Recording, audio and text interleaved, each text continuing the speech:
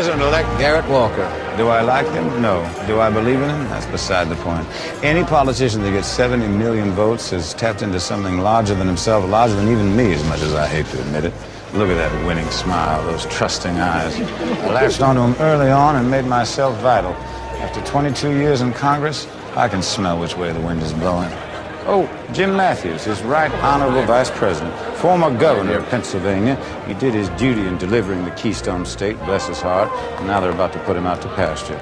But he looks happy enough, doesn't he? For some, it's simply the size of a chair. Linda Vasquez, Walker's chief of staff. I got her hired. She's a woman, check, and a Latina, check, but more important than that, she's as tough as a $2 steak. Check, check, check.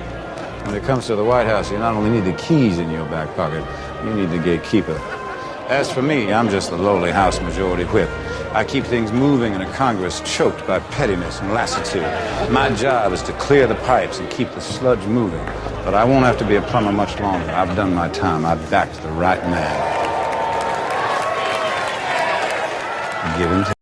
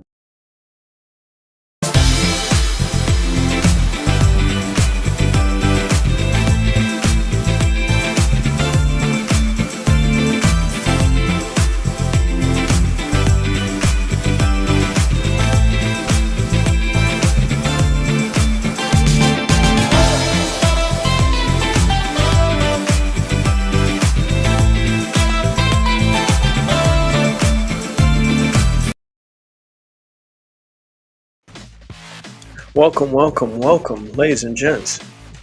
Welcome. I am Rob Wilson. I'm a comic book creator, artist, illustrator, video editor, all that stuff. I want to welcome you to Strictly Art Live.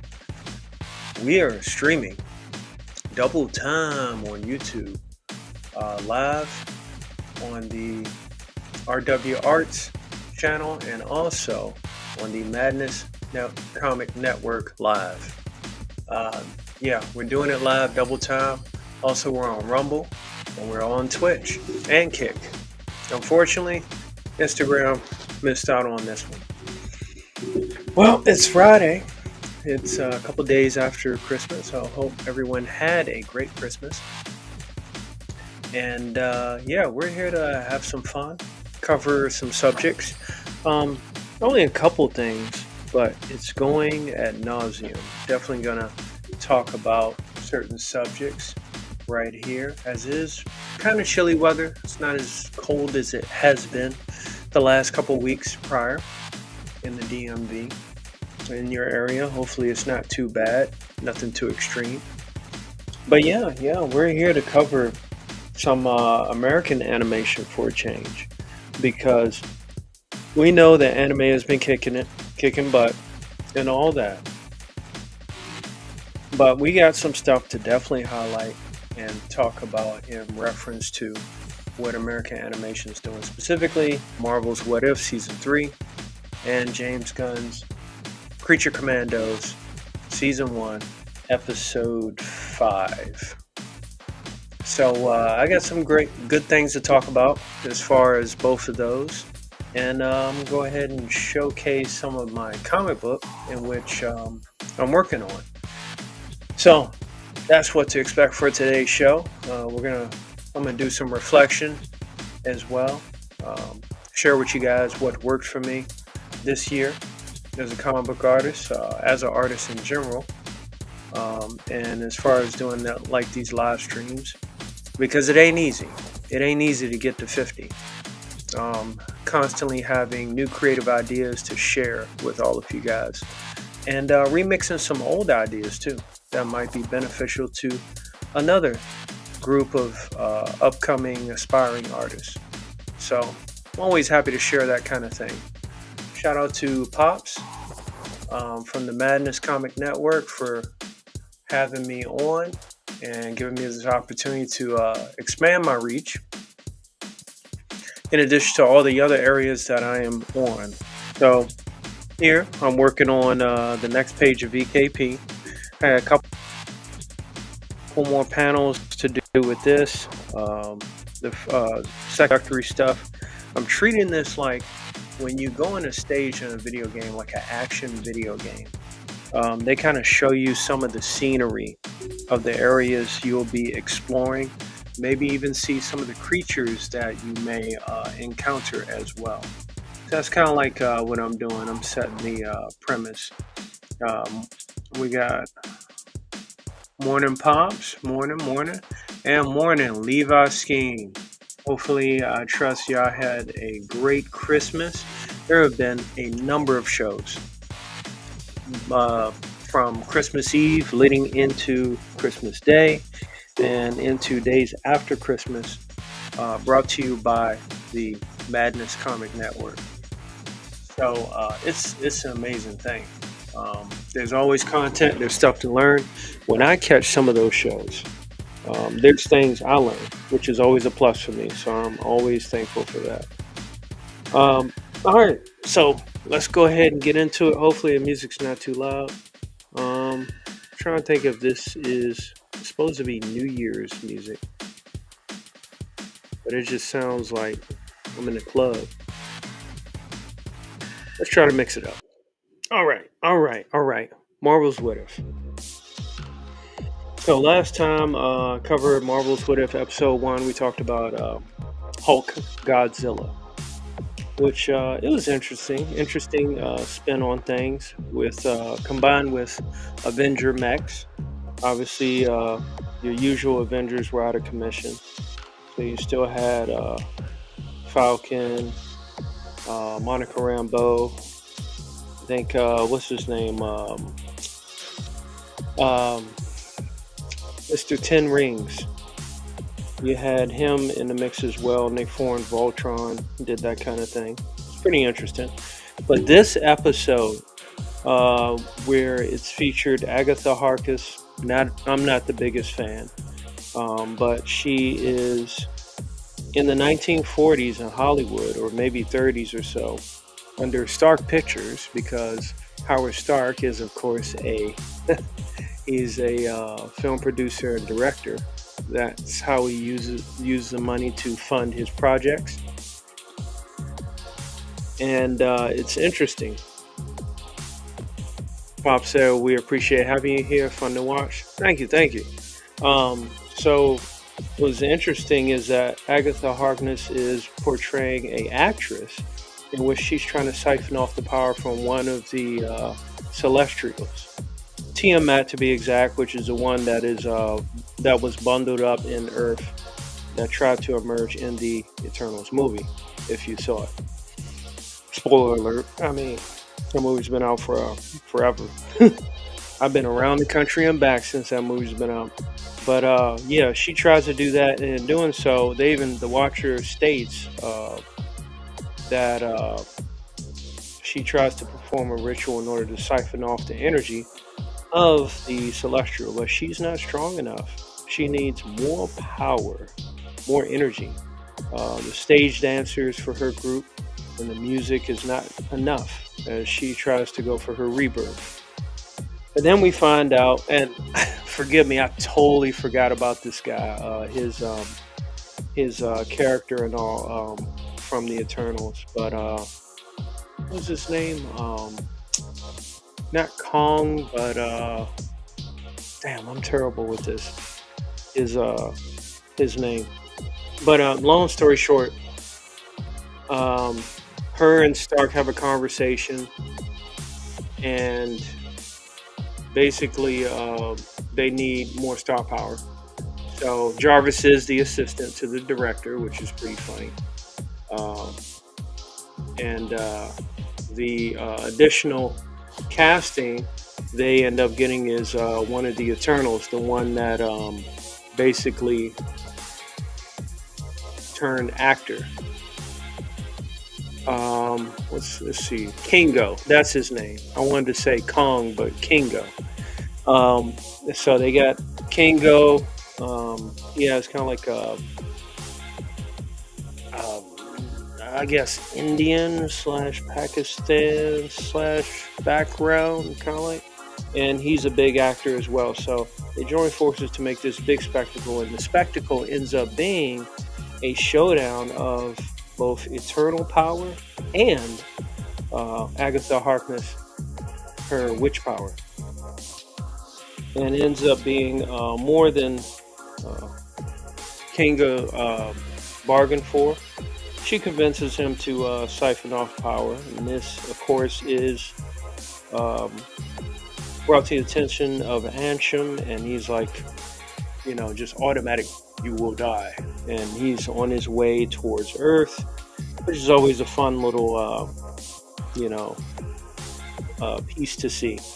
So she gets Kingu's power, and they perform the ritual to drain Tiamat.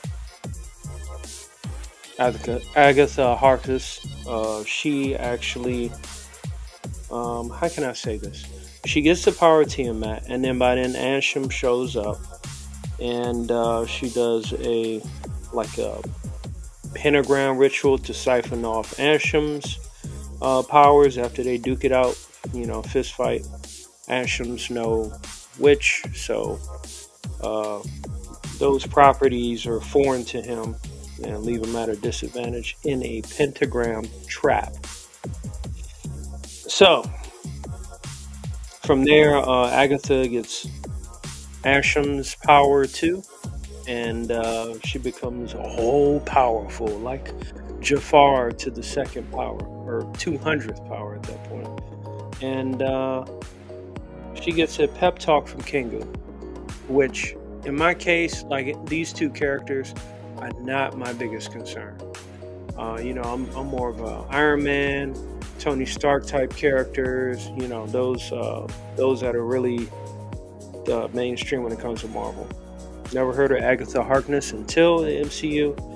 Never heard of Kingu until the MCU. But long story short, he gives her a pep talk that explains that in relations to her lust for power led to the same thing that he ended up dealing with, where the world has made you quite small. And in doing so, this huge ambition is seized to obtain more power to prove to the world that you are bigger than what the world thinks. And in doing so, Kinga was able to appeal to her humanity, what little bit she had, and well, it worked because she's an actress, and she understood that, just going off in the cosmos, like flying off like Dark Phoenix, and feeling all these new sensations, which they're not really new to Agatha. She's been around for a long time as a witch. So they end up having the biggest movie, box office movie opening ever, which seems like it was at the Chinese theater, in the words of the Mandarin, which I still think Ben Kingsley is still the best performance by far. And they have a pretty good ending, but word gets out in a post-credit scene that basically the other Celestials found out what that ashram is defeated, destroyed. So now more Celestials are on the way in a spit-swapping make-out match, a bare-knuckle chainsaw match against John Cena. I'm kidding, sorry. But yeah, that's how it ended. I thought, for how those characters mean very little to me, I thought that episode was very captivating and very telling too, because Disney and Marvel, they were willing to tap into kind of like the ritual type of stuff behind Hollywood, which is not a foreign thing if you watch enough movies. I mean, they even make fun of themselves at this point with some of the stuff, kind of like Eyes Wide Shutish and all that.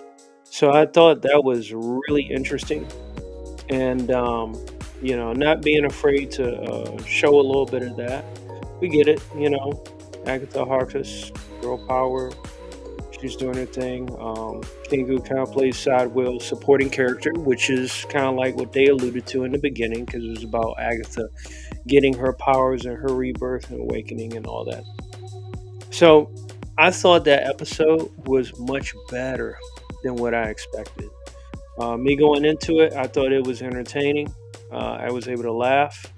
It wasn't overwhelmingly over the top with message or whatnot. But like I said, it was a pretty interesting episode for that matter. Levi Skeen said it did seem like John Byrne like using her a lot in his Fantastic Four West Coast Avengers runs. Okay. Yeah, Agatha. Yeah, because she was kind of like she was like the babysitter to, what's his name? Is it Jonathan Richards? Please don't shoot me. I think Jonathan Richards or Reed Richards' kid, Reed and Sue's Nathan Richards. Hopefully I'm not confusing him with Nathan Summers. My history on that is kind of rusty. But yeah, like I said, I was very surprised at the episode. It was quite interesting. John's fondness for Scarlet Witch always meant Agatha was going to show up at least for one issue. Okay. And you know what? I think that's good when you have a lot of choices of characters, and maybe some have been put on the back burner by some writers.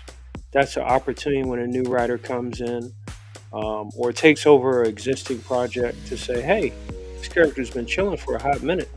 Let's see how a scenario with this character added as a variable to the situation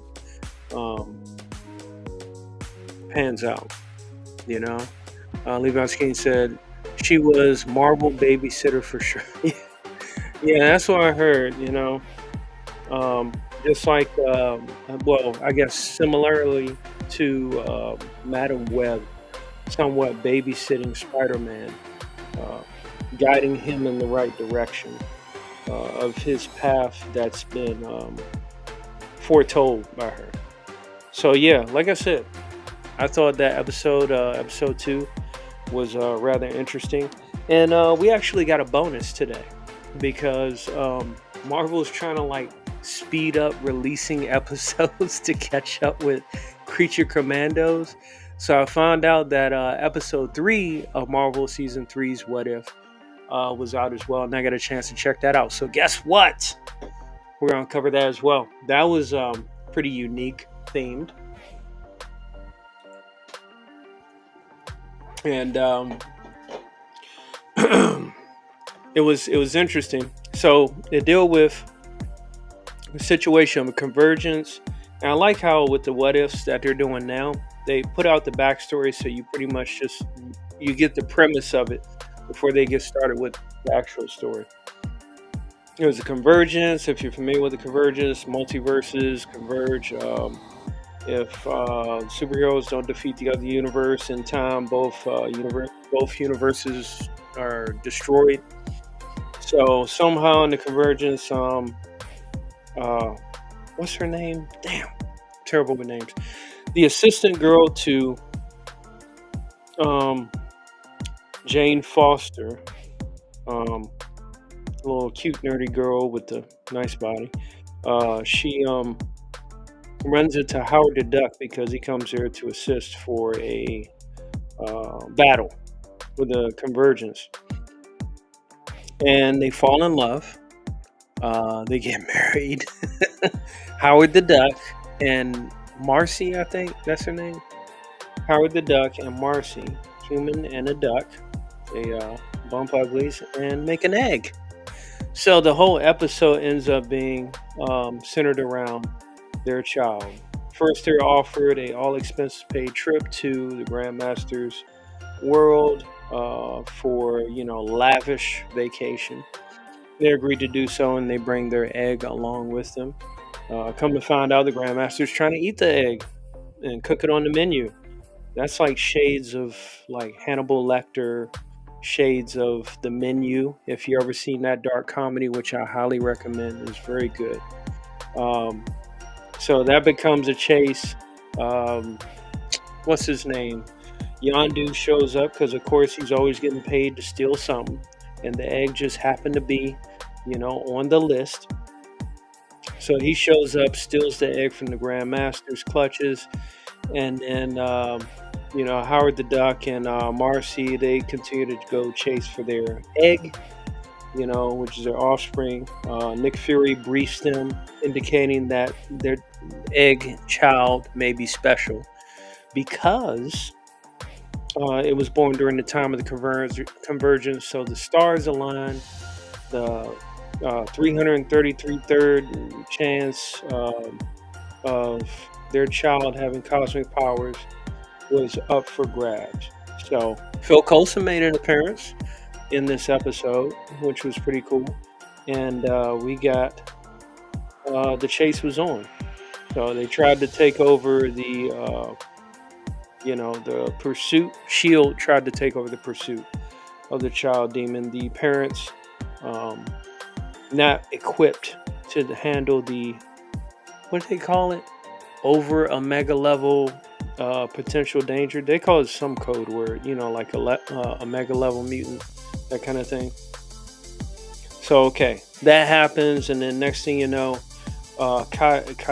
Caecilius, Dormammu's cult leader, they end up stealing the egg, and they're in like some kind of dark mansion that Howard the Duck and Marcy show up to. And she literally says, this is how you know they're having fun, making fun of themselves in Hollywood. Marcy literally says, what kind of eyes wide shut?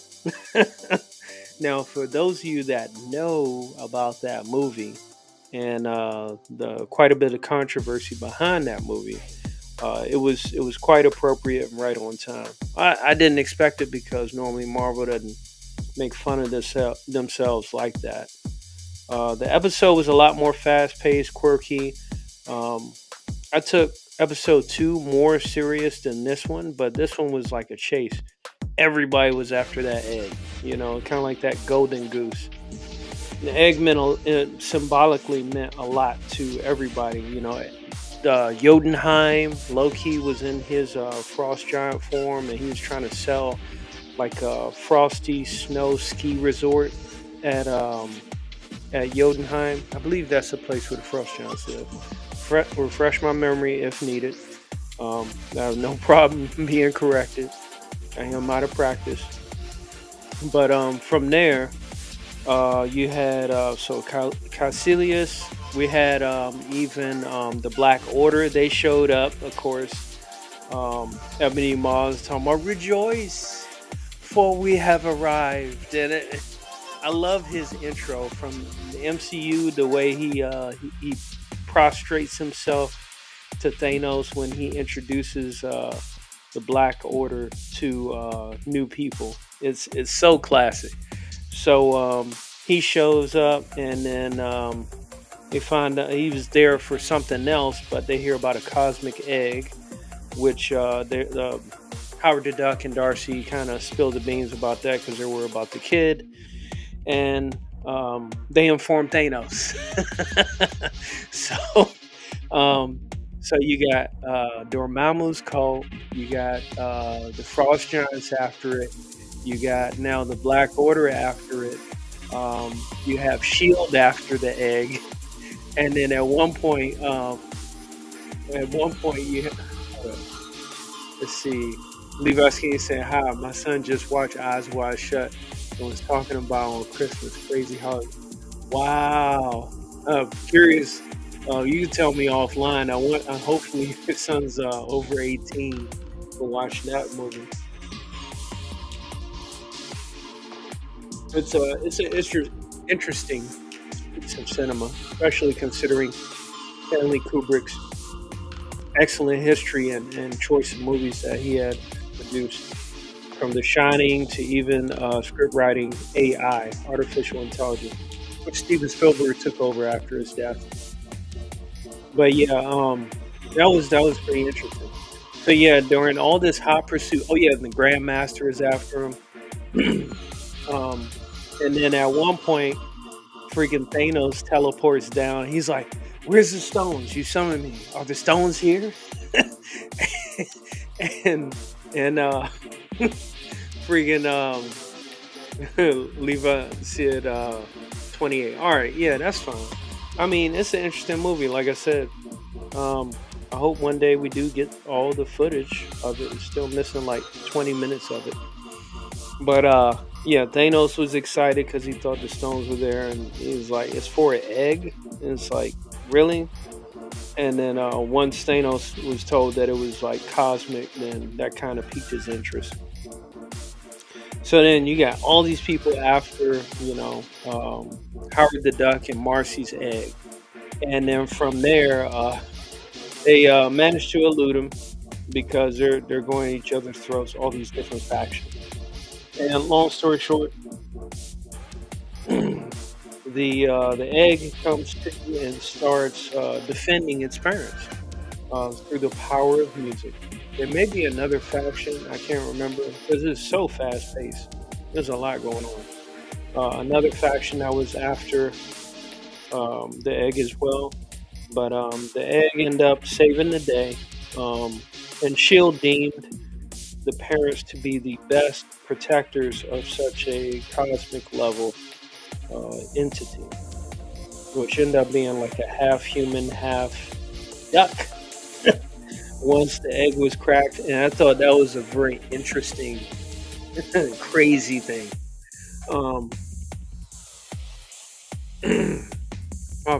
Popping over here to drop the love. Hey Levi, thanks, I appreciate it. I'll go ahead and send you guys a link momentarily. I'll cover this last little piece, and then yeah, we could chop it up. All right, so next we're moving on to We've covered 2 episodes of Marvel's What If, episode 2 and 3 of season 3, and then Creature Commandos. Creature Commandos. I felt like it was slightly different compared to the last 4 episodes. The hot pursuit continues on as Rick Flag Sr. is trying to inform the princess that the Creature Commandos are trying to kill him. He teams up with Frankenstein. Frankenstein was promised by Rick Flag Sr. to have his bride be convinced that those two can be together, and in doing so, they try to prove that a doctor that believes Cersei's vision of the princess from the European country will eventually kill all the Justice League and bring the world to an end, trying to prove her credibility. So they follow her at her college and say, and watch her teach, which she was teaching and asking about Themyscira. And some of the content the teacher was teaching was deemed by Frankenstein as unprofessional. And I will say that David Harbour is doing a pretty good job of, portraying a sophisticated monster. His dialogue is complex until he rages out. So he's burdened with the power of emotions, while his undead corpse bears the vocabulary of a grand philosopher. This is an interesting combination. I don't think that's been emphasized enough. I will give credit when credit is due.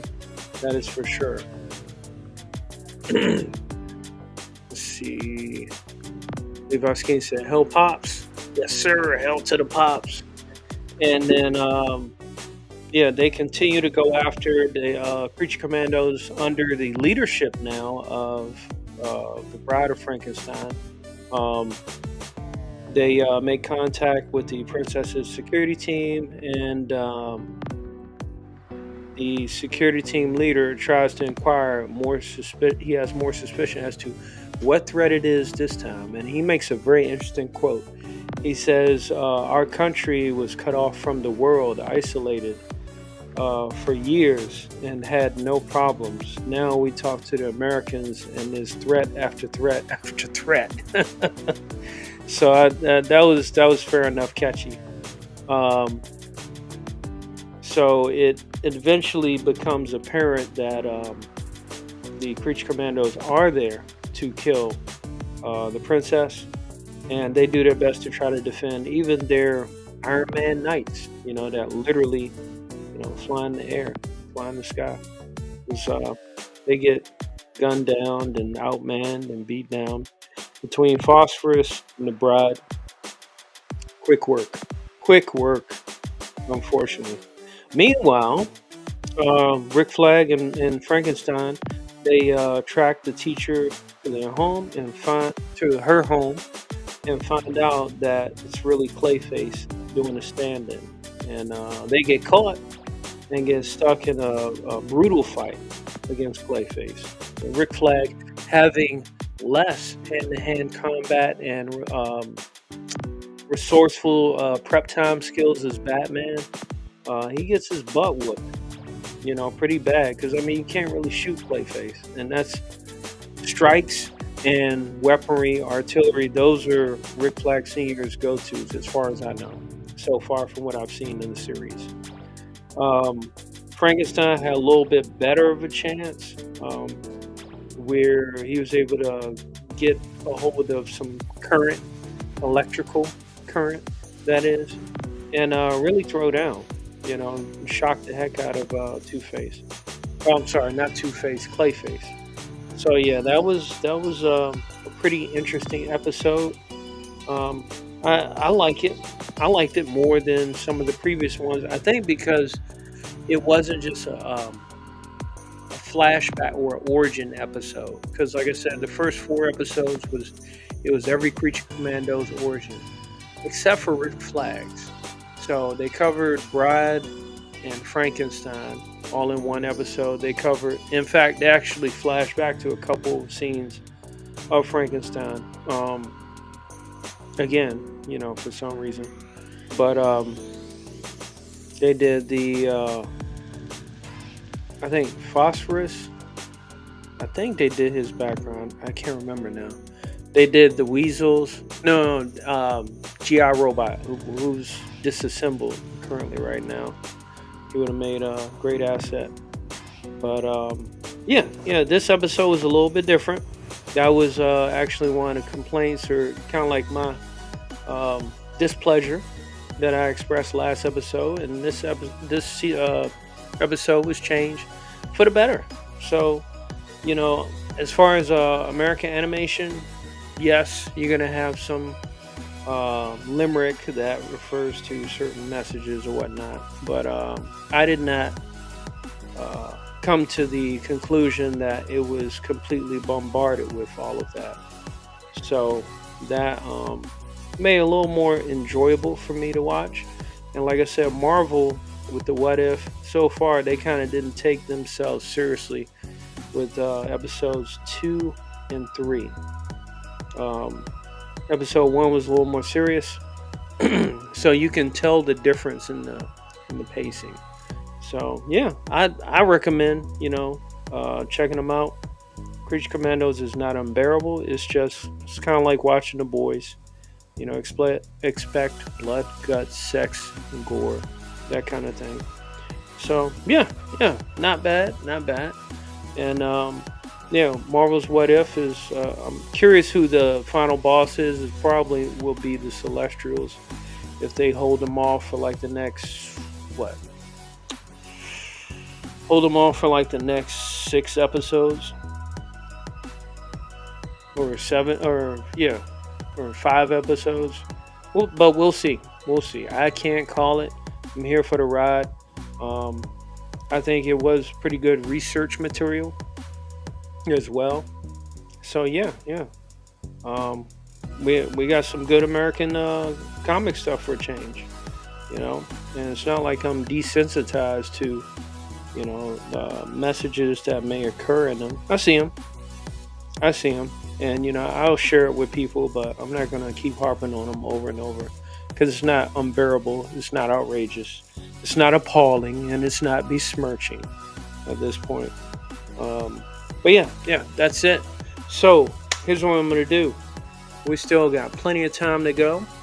This is the halftime show coming up, so I'm gonna recommend, please, by all means, go ahead and grab your favorite beverage or refill your favorite beverage, and we're gonna go ahead and take a quick break. I'll be right back, and then I'll go ahead and send the links to folks if they want to pop on. So you better get ready. Welcome to the future. Transferring to autopilot mode. A place where good guys finish last. I'll make them wish they'd never been born. A quick draw is the best defense. Nothing personal, but I'm here to kill you. And your wits are all you can count on. A future where one treasure is coveted above all else. Tell me the coordinates of the galactic ley line. Legend speaks of the galactic ley line, offering the ultimate power of the universe to those who seek its glory. The doors have opened. Utilizing the latest technology, a living starship has been built with the power to find the galactic ley line. 5, 4, 3, 2, 1. All systems green. By twist of fate, it has fallen into the hands of an outlaw. An outlaw named Gene Starwind. Well, let's blow some hot kisses to my devoted fans. His luck is about to change. Goodbye, G. Together with his crew of bounty hunters, he'll take to the stars. Accelerate and fly down their throats. Outlaw Star. Weekdays at 5:30. Time to roll the dice. Only Toonami.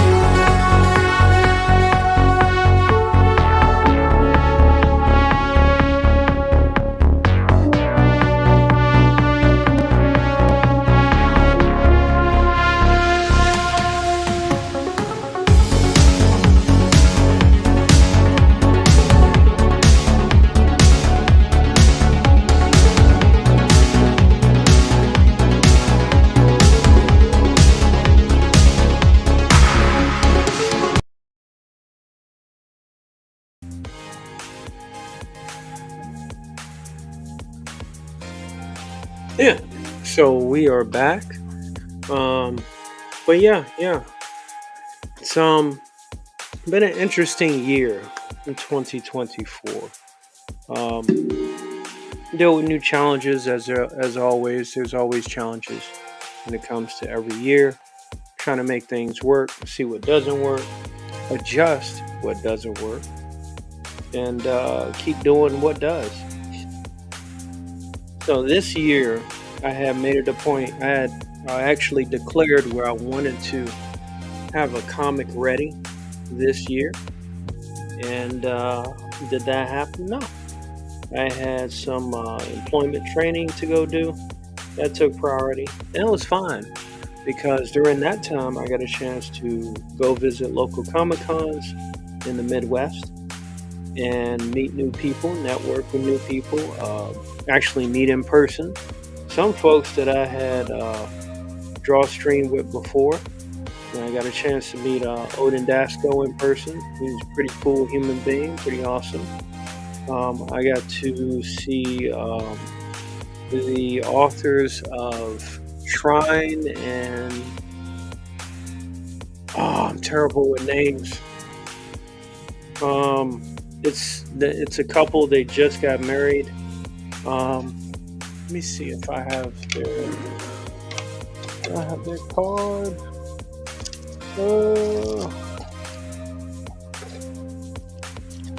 Yeah, they have a couple books out, Shrine and a few others. It deals with like dystopian future stuff. It's interesting. So that came out great, and actually, Strictly Art Live started while I was away. So it's been pretty interesting with this year. And we got a guest in the back. Bring him on.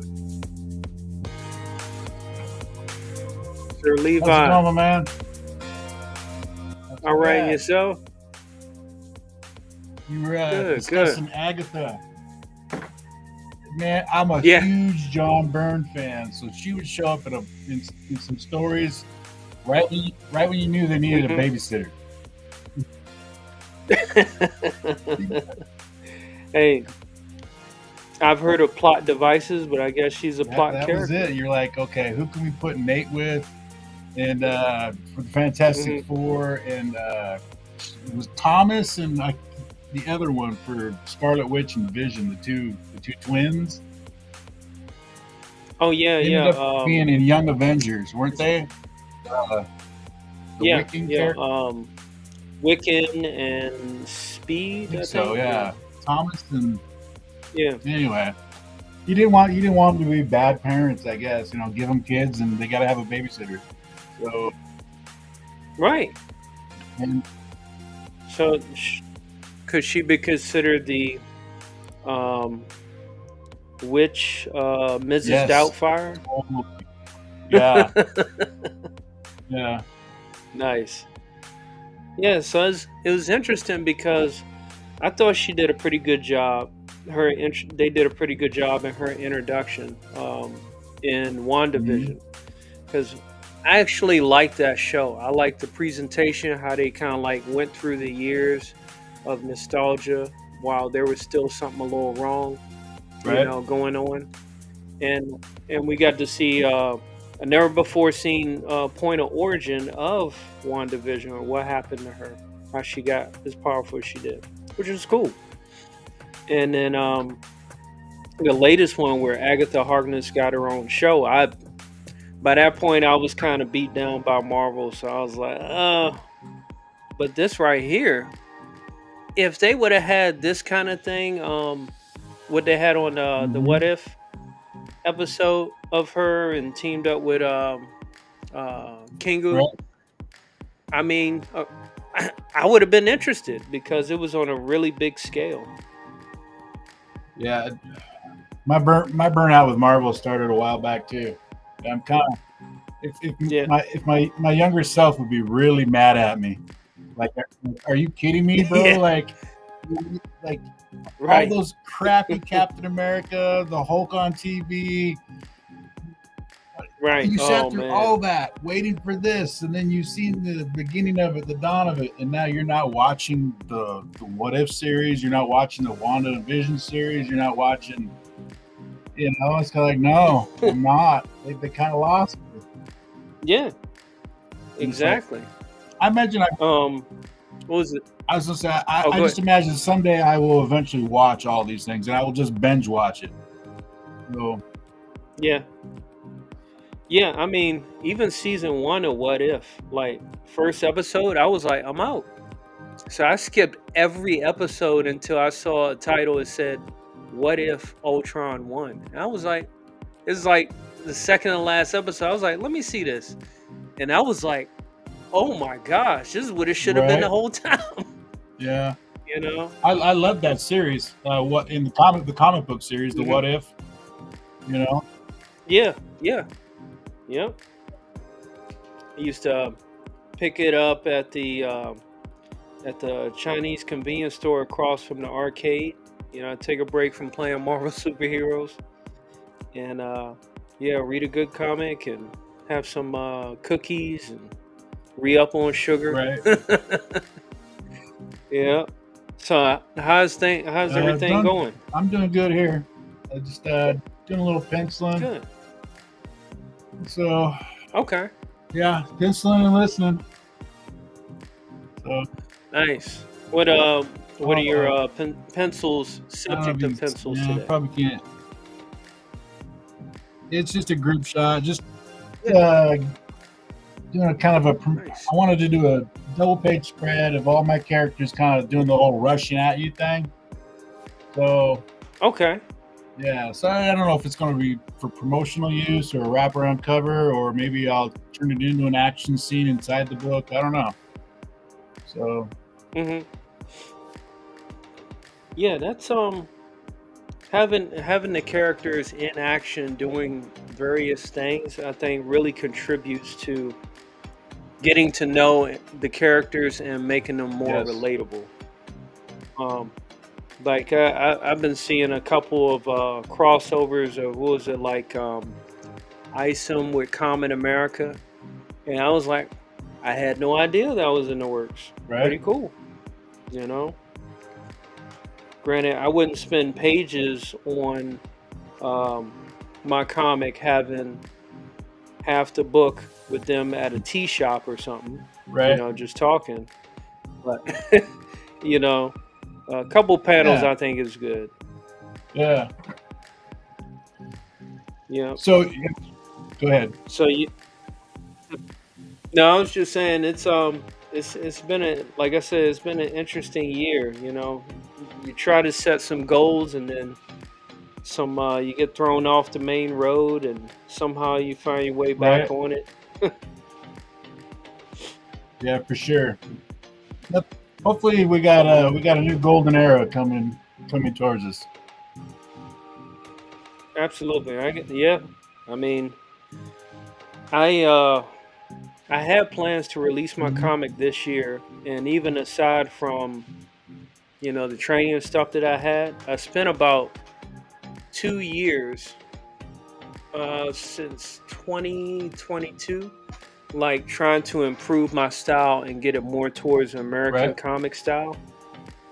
And that unfortunately that does take away from the time of which you may intend to do, because you got to improve, you got to practice, and Yeah.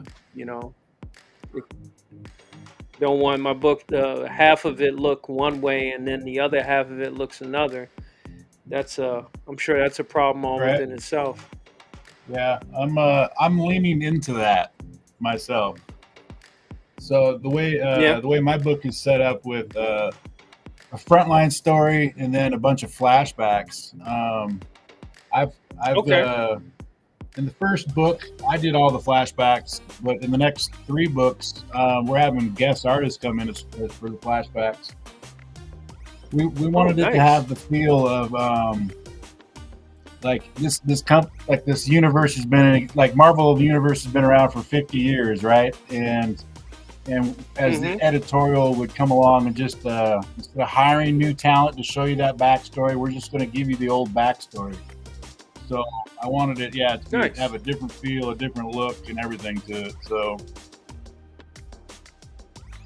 Yeah, I remember Hush doing that, the Jim Lee one, where most of the book was his artwork, but the flashbacks of Bruce and the Doctor it was done by a different artist, and you can see it had a different feel to it.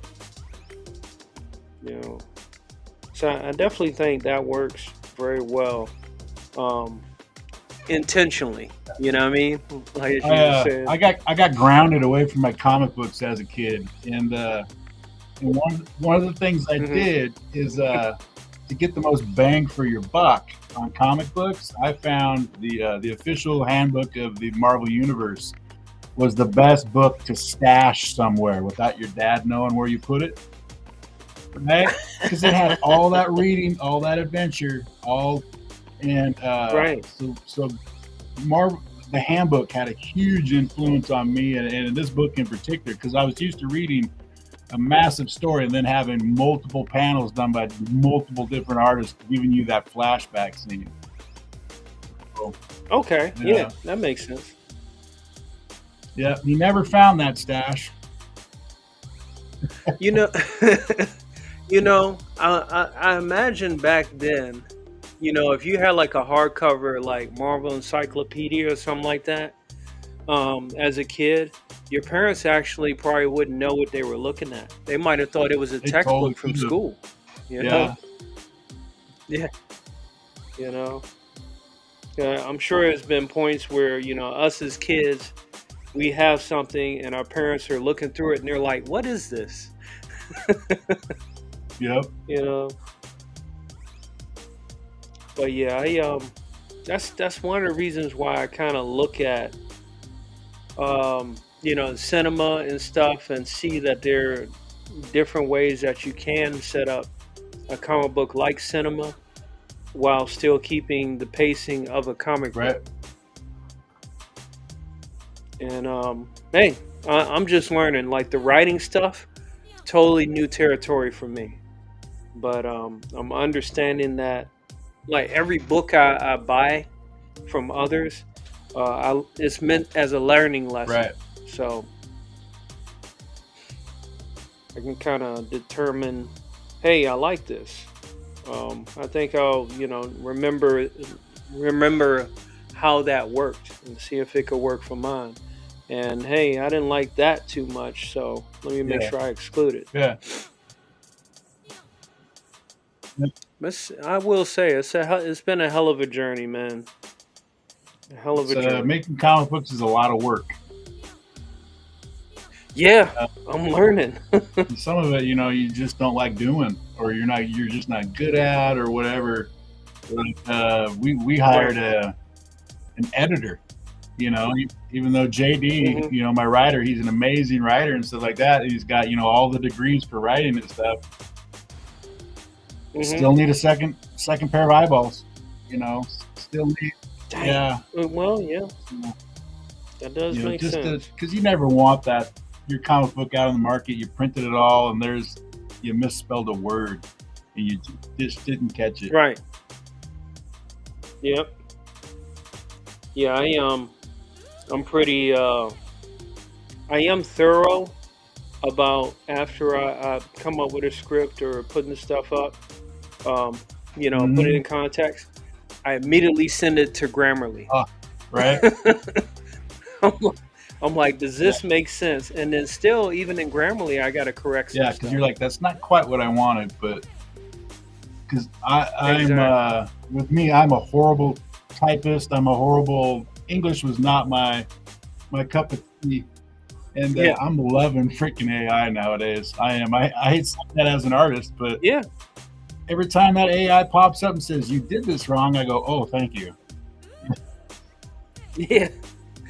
It's interesting too, because when it started hitting the market, I was looking at one of my previous shows before I started doing the Strictly Art Live, and I went on a full-on AI bash fest, and I'm like, just like what you were saying, like your younger self, I'm like, man, me and myself a year ago probably wouldn't get along because of this. I can, And I can see. the funny No, part you is, go ahead. oh, go ahead. No, I was just saying the funny part is a lot of people are afraid of AI stealing their artwork. Well, now I look at a lot of AI artwork and look at, okay, this is a good piece, but proportions wrong. That can be changed. That can be changed. And this, drop a finger. Yeah. Lose that extra pinky. Yep. What I was going to say is I'm starting to see uses for it that I just haven't thought through. And one of them was that spending package that Congress just passed, where they're like, here it's 1,500 pages at one point in time, and then the one that actually passed was only 120 pages. It's like, we know Congress never reads that shit, but I can. Right. Oh shit! I never thought of that. Like, force those congressmen to send that fucker through AI for a brief description. Summarize. Yep. Yeah. Are you signed up on Twitter, or do you have the blue check mark or anything? I had it before. I'm considering whether or not it's worth it to get it again, because when I had it, I was like the sexiest man alive according to bots. Yeah. They were just freaking swarming me. I am the bot king over on Truth Social. I did not delete any of them just to see where it went. It was like, oh my goodness, dude! Like, 2/3 of your followers are nothing but bots on Truth. Yeah. Same way on. But the stuff I'm loving for the AI on Twitter is they're doing the profile summaries now. It's where if you're looking for that bot and you go, okay, well, who's this person? Are they a bot or not? They're starting to show a profile summary button now, where you just have to highlight their name. Profile summary will pop up. You click it, and that AI will give you a brief description of their entire profile. Yeah. See. Okay. Oh, from all their posts. You no longer have to go, okay, is this guy cool? Is this guy not cool? Is it a bot? You don't have to search it anymore. That AI will do it for you. Yes. Oh, that's like, awesome. Okay, I fucking dig that shit.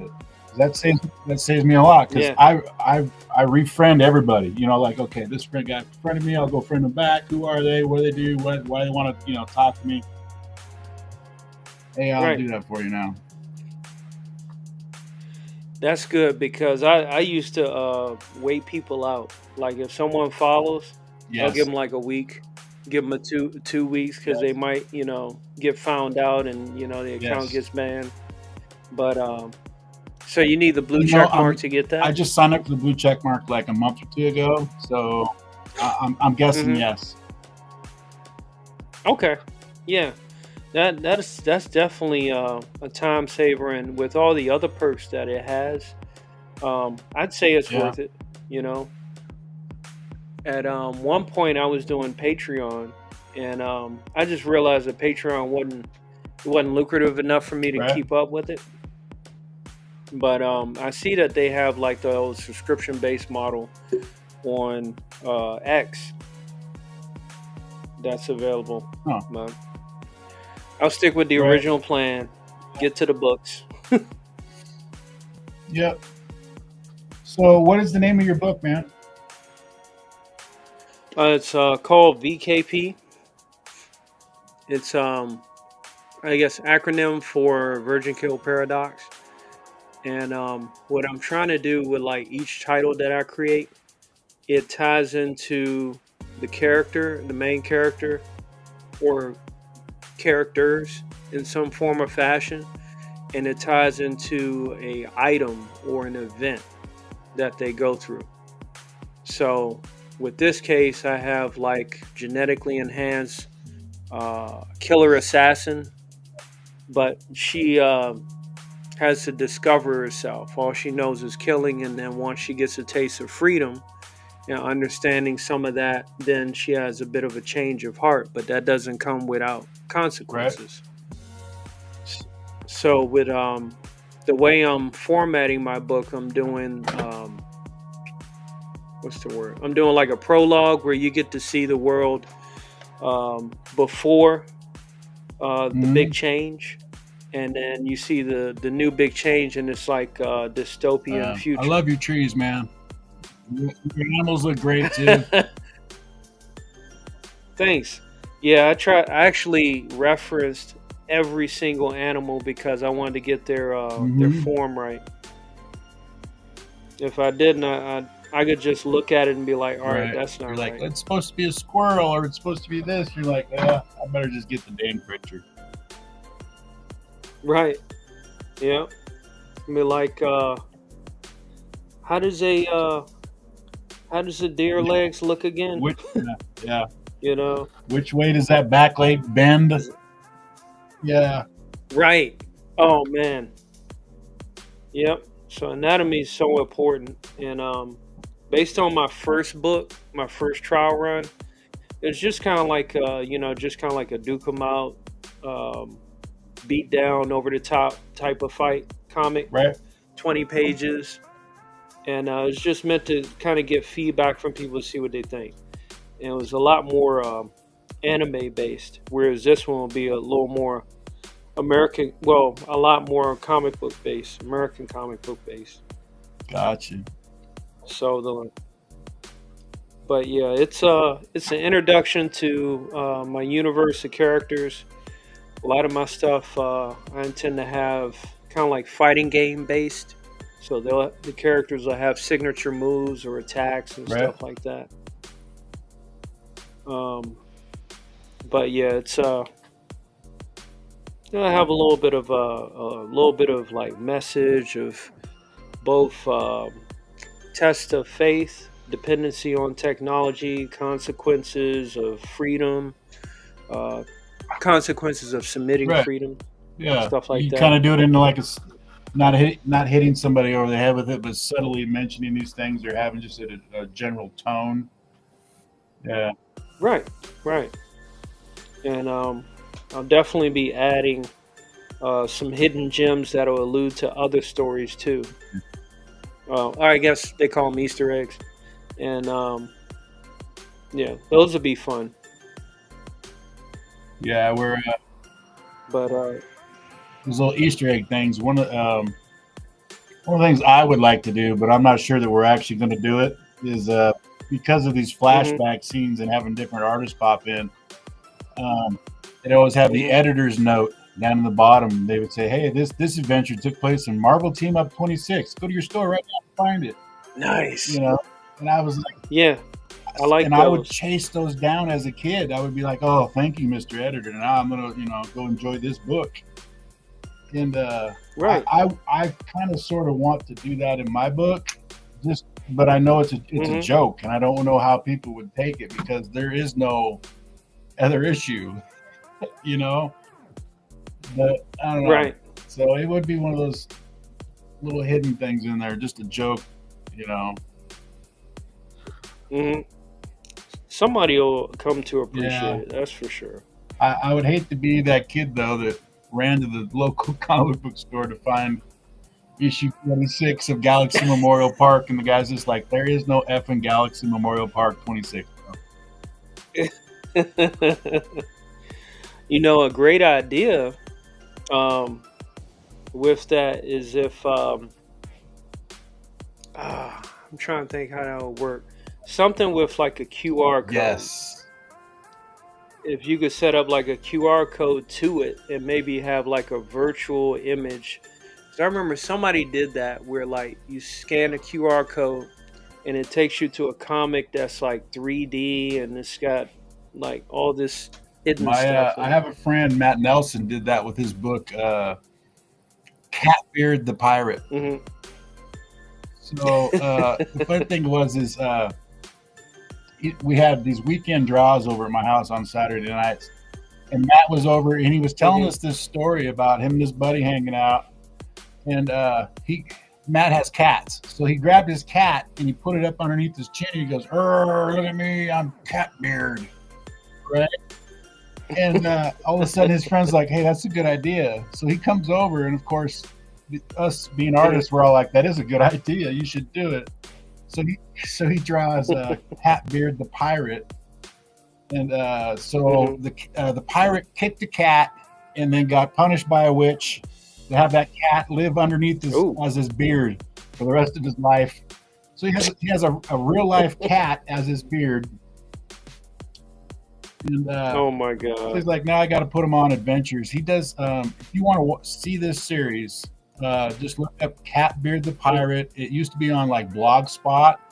It had every week he put out a new page. Every page was kind of sort of a single page joke story with an overall story to it. And the funny thing is so the rest of us are sitting around listening to him develop this universe, and we start demanding our pirates. Like, so all the pirates in this book are named after all of us in the artist group. So Pete the Pirate it was Pete in the group, and this is a long story here. I'm like, I go, well, I want to be oh shoot, I'm blanking on my name now. Oh, Scurvy Skeen, right? I said that's my pirate name, Scurvy Skeen.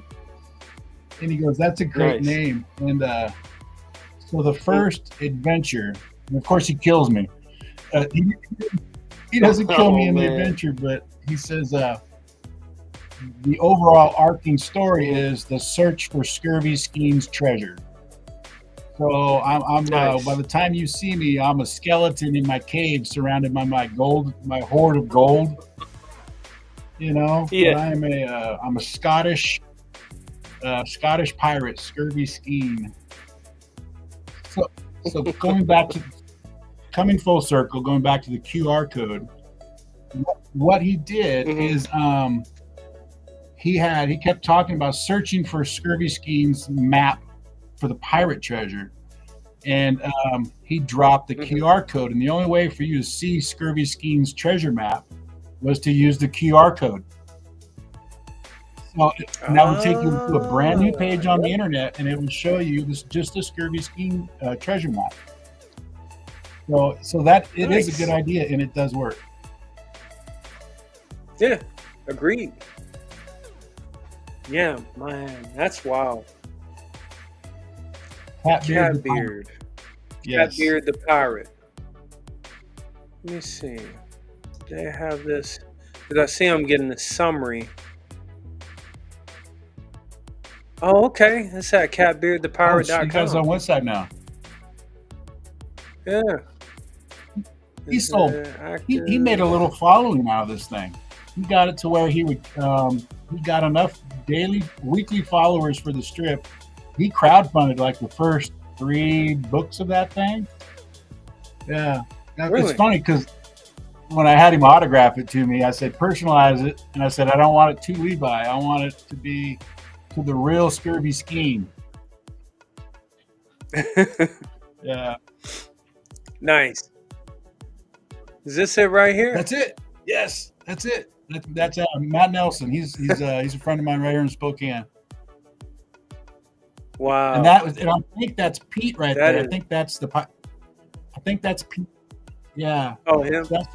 Yeah. And I forget who the next guy is.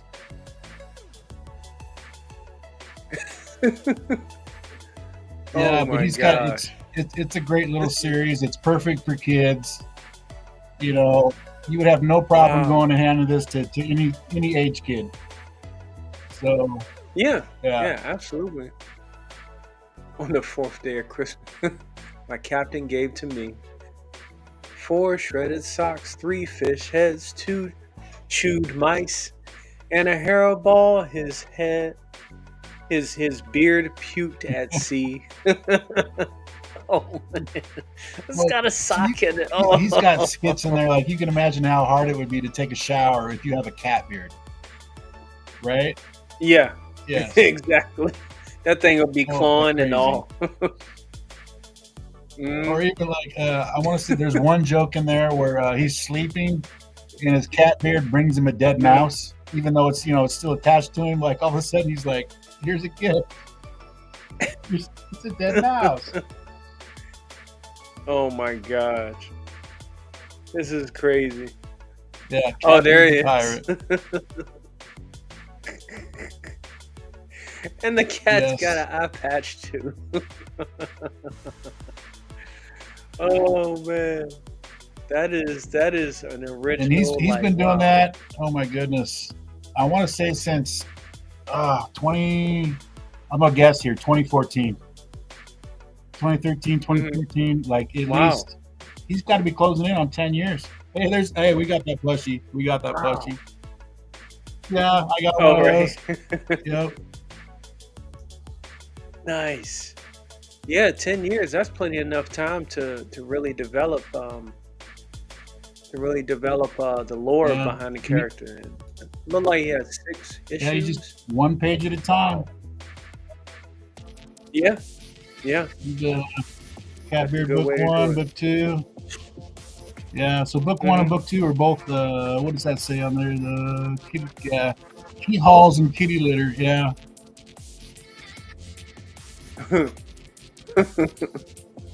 Yep. Lord. Man, that's an excellent blend too.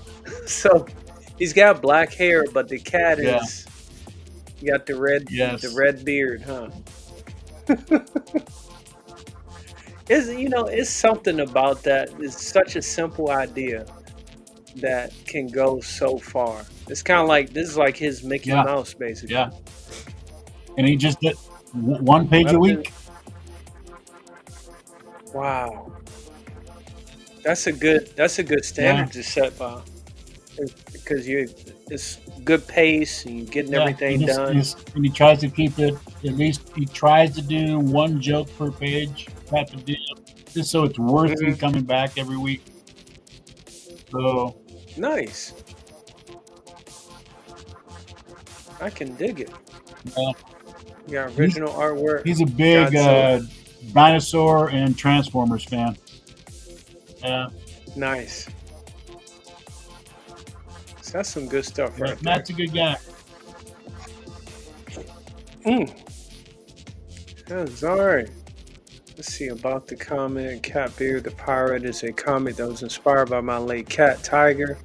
She was extremely affectionate, and she used to like to crawl up on my chest to sleep.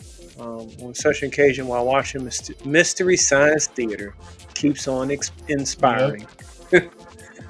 or maybe riff tracks with a friend. I squeezed her against my face and said, "Look, a kitty beard." He responded with Catbeard the Pirate, and inspiration struck like a bolt of lightning.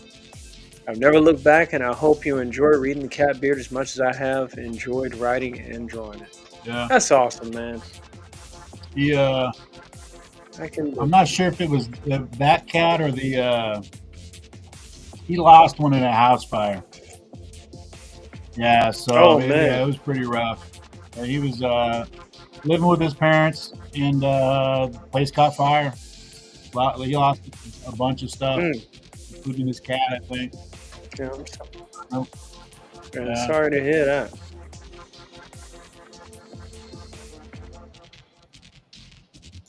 Wait a minute, am I? Oh, okay. Dang, I got more than one window open of the stream. I'm screwing up here. All right. So yeah, Catbeard. I actually put the link in the chat. I don't know how far it reached. Let's see. It went to YouTube, and Twitch. Okay, so let me put it in Kick and Rumble. And yeah, man. Like, I can talk about ad nauseum. I was almost thinking about with this live stream doing going through every single thumbnail I made for this show. I'm like, nah. Because I mean, at 30 seconds a piece, that's still quite a bit. And to be honest, I couldn't remember. Is that 20? You have 50 shows, right? So that'd be 25 minutes of thumbnails. Is that my math right? Yeah, that's about around. That's about around that. The only thumbnail show I didn't have a thumbnail for was for the first one, and I thought about going back to doing it. I was like, Nah, that was more like a trial run, see if everything works, bells and whistles, and all that. It did. You know, um, like I said, I'm just such a big fan of like watching stuff or reading certain things and getting inspired and kind of branching out those ideas. I get some people they'll put it in a course, and say, hey, these are my best ideas. You can buy it for such Right. amount of money. That's not a Right. bad idea, you know. So I figured I'd just work with what I got and something consistent. Because if you ever seen any of my previous Yeah. shows, these would be all over the place. I've always enjoyed your shows, man. Thanks, I appreciate it. You know. So yeah, I mean, if you got anything you want to plug or share, Um, um, you can go to besides that, GalaxyMemorialPark.com, and just go give that a look, I suppose.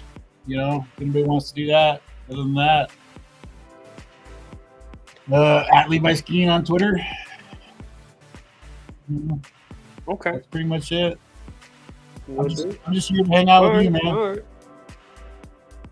Hey, I'm not used to it, so it's pretty cool. A lot of times I'm just so used to just ratting off a bunch of ideas, and it's like, all right, that's it. Well, so with But my strokes and yeah. stuff, I don't get out of the house, but maybe like once a week. So, yeah, Oh, well, shucks. yeah, Man. so it's nice to have fellow creators, and it's nice that the internet has gotten to this point where like now I can find cool people online, and the cool thing is this year is that like I'm finally getting into like talking to these people and like you, and it's not just in the chat, So Right, it's been right. just kind of Yeah. steps and steps and steps of, I don't know, some really cool things happening for me, anyways. Meeting new people and stuff. It's Yeah. cool to get back into the swing of things. I agree. I mean, when you find the right combination of people with shared interests, that's what this whole live stream thing is really Right. fun that way. And yeah, like I said, the madness thing, I was already sold from the get go. I just always had stuff going Right. on, and I was like, all right, we really gotta push this because I really got to get on the ball with this because I know you talked to me about it, and I don't want to seem like a goofball. Just like, yeah, sure, Right. man, sure. Yeah. Let me think about it. So you're not that interested in it. Yeah, no, I ain't bougie Yeah. like that. you know, but yeah, that's one of the keys. I'm guessing it's probably tradition that every artist tries to do it or does at least one version of Chrome. Yes. So I'm starting So- to he's starting to materialize in my mind as far as how to draw them, what setting to draw them in. And I know Pops is still listening to us. Hey, Pops, you ever show Microm? And I think I know why. It's not colored. So I think that's my next step. I need to color Crom or have somebody color Crom. So Okay. yeah, Yeah, so look. just keep that in mind. Color it, and he's bound to show. Okay. All right. And I'll coloring other people's work because you already got the inks down, right? Yeah, you want to color mine? Yeah, sure. Really? It'll be digital, but Oh yeah. okay. Yeah, I give it a shot. And mess with some different color schemes, and even if you got like maybe some guidelines that you might want to go by. Oh yeah, no, all you. Oh Whatever- shucks. Yeah, whatever you want to do, man. I love collaborations. I love putting peanut butter and chocolate together and just seeing, what fucking happens. So Right. Yeah, same here. I definitely I find joy in drawing or coloring or designing other people's characters.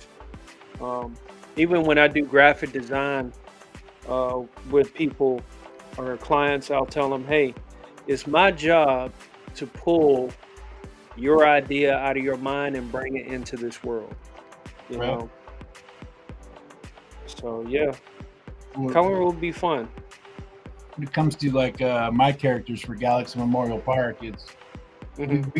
when we hand off the flashback stories to people, you know, we tell them like, hey, we fully expect you to put your own twist on it, do your own little tweaks on it, add whatever you want to make yourself happy artistically, because we, you know, once again, we figured this story took place 20 years ago. You were the artist on that particular issue, and you were drawing the character that particular way. Yeah. So, Okay. yeah. So they're like, well, you know, does this is this piping right here on the suit, or is it just a line? And you're like, whatever you want it to be. Nice. You know, here's the description from the writer that I had. Here's a basic layout that I did, and you're free to do whatever you want. Okay. Yeah, I think that that wiggle room for artistic freedom is it, again, it allows more possibilities that way. Yeah. I get it. Some people may have like a vision, they want it as their vision, but yeah, that wiggle room makes a hell of a difference. Yep. You know, it's you go back to like we're working on this stuff, and we're not Marvel Comics, you know. So a lot of times, I mean, it's hard enough to pay each other. Yeah. So if there's no pay involved, or there's a little bit of pay involved, you at least want that Hmm. expression to come out to where you're like, I'm happy working with this person because they allow me to do X, Y, and Z. Yeah. You know. Yeah. Artistic freedom. Yeah. Last thing you want it to be right now is a job. Yeah. Yeah, job aspect makes it kind of difficult.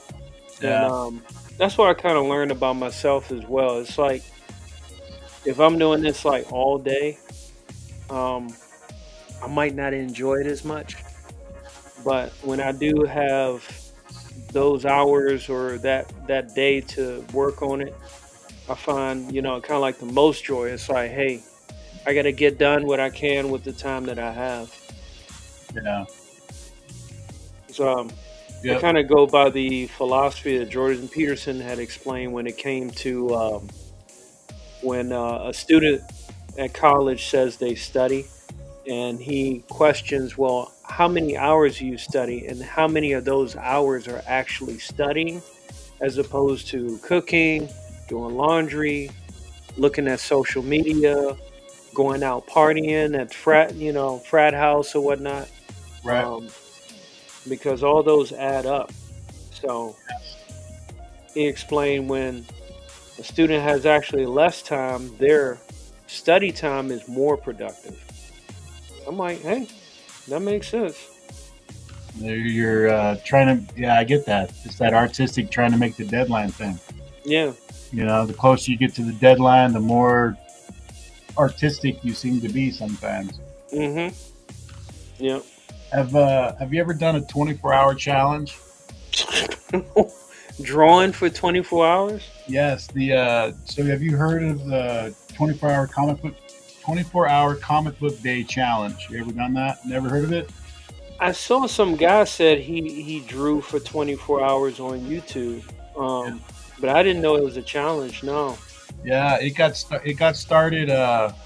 We were putting them on here in town in the early 2000s. I think we did our 5th year in 2011. Mm-hmm. And it's just Scott McCloud, I think, came up with the idea. You know, Scott McCloud he's got that book. Sounds familiar. Understanding Comics by Scott McCloud. Okay. He's got 2 really big important books. Nice. I can't remember them, but the 24-hour challenge was supposed to teach artists how to make a deadline. Okay. So the challenge is you come in, you completely blank, which is where artistic freedom comes in. You don't come in with a preconceived story. Mm-hmm. on hour 1, you start your comic book. You need to pencil, ink, and letter your book. Okay. So, but it's all freeform basically because it's all open. You don't come in with a story. So wow. There's little shortcuts to it that you could do. Yeah, like putting in the curve for each panel format. Yep. One of them, another cheat that you can do is instead of doing 11 by 17, you do 8.5 by 11. So you just draw smaller. Okay, that makes sense. Yeah. So we did. Let's see, we did it 5 years. I got 4 books. I don't have 5 because in year 2 I was inking a book, and I just did, I did the challenge just inking. I did 3 pages in a night. Okay. We were the store wasn't putting it on. We were the promoters, and we would go to that particular store and just ask him every year, "Hey, can we do this challenge here?" And he would say, "Yeah." So, wow. I did. My story was about me putting on the challenge. Yeah. So my first story had me struggling to figure out what my first story was. Oh, now that's pretty relatable. Yeah. So about the deadline. I went through the genres. So on one page, I get mad. I'm like, no, I'll scrap this, and I start drawing a Western comic book. Mm-hmm. And then I get mad at myself, and I'm like, no, this is stupid. And then I start drawing a crime noir comic book. You see how I just kind of jumped. It was easy to fill. Like, so you just do 2 pages, 2 pages, 2 pages. Okay. My buddy Harrison, he cheated the first year. Uh-oh. He did, because you're supposed to do 24 pages in 24 hours. He did 23 because his was a time travel story. Oh my gosh. And he put it through a time loop. So his first page was his last page. Oh my god. Yeah, so I'm like, oh, that's fucking brilliant, dude. But that is, I will say, that is creative, even though it is. Oh my gosh. I would have never thought of that. But you see, those are the kind of things right there where, you can find ways to turn the story into, add a plot device to it. Yes. To kind of like make that deadline. And it kind of reminds me of, what is it? The Marvel method. Draw the panels first, and then add the dialogue. Pretty much. Because like for a while, that still took time for me to wrap my head around it. Because it's like, well, what's the script? But you figure if you got the characters, the setting, and who they're fighting, I mean, that's mostly what you need. Right. Yeah. Go ahead. Sorry. I was just going to say we did have a writer-artist team that did it every year. Okay. They would sit down for the first 2 hours and just bang it out. Wow. Every single scene. And then Manny would start drawing it, and then I think he would hand it over to Manny, and I can't remember the writer's name. I think he was lettering the book. So we were kind of fast and loose with the rules because there's no prize at the end of it. It's a personal challenge. Okay. Yeah. Right? Even though we had stuff there. Like, we got sponsors. I got a t-shirt shop that sponsors one year. Like, if you finish the challenge, you got a shirt. So, but otherwise, we weren't like, hey, it needs to be, one person, one story. We had guys that would show up with 3 or 4 pages already done. Dang. Yeah. So, fast and loose with the rules. That works.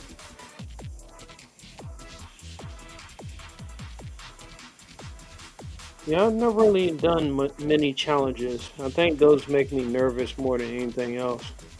But obviously they would help speed up my skill level because it's like, hey, all the zooming in, fine tuning, all that crazy stuff. You know, half of it you just throw it out the window. Yeah. Oh. Because you just got to get it done. Yep. Basically, you give an indication and then you just go in with your microns and start inking. You know? Yeah, I got a bunch of art supplies I've been sitting on, man. I got to get back into them. I even got a light table too. Nice.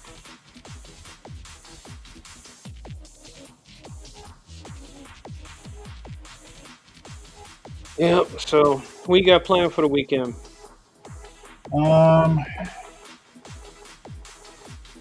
Nothing. Nothing. Family's gone home. We ain't got nothing. Oh, I got to return a laptop today. Uh-oh. Hopefully it's not a laptop from hell. No, my laptop broke, right? Yeah, right. Yeah, so I went and bought another one. And by the time I got it home, it was the wrong laptop. Oh, man. Yeah, and it was, and I bought it on the north side, so it was like at least an hour and a half round trip. Mm-hmm. So, Dang. Yeah. Well, that'd be going out for that. That'd be an easy reason to go out and eat too. Yes. Oh my goodness. You have some good food for Christmas? Yeah. Let me think. For Christmas, well, I guess I just brought my lunch, and I've been doing like the Vietnamese pho soup with bulgogi marinated beef. Right. Yes. Yeah. I've been killing that since it's been so cold.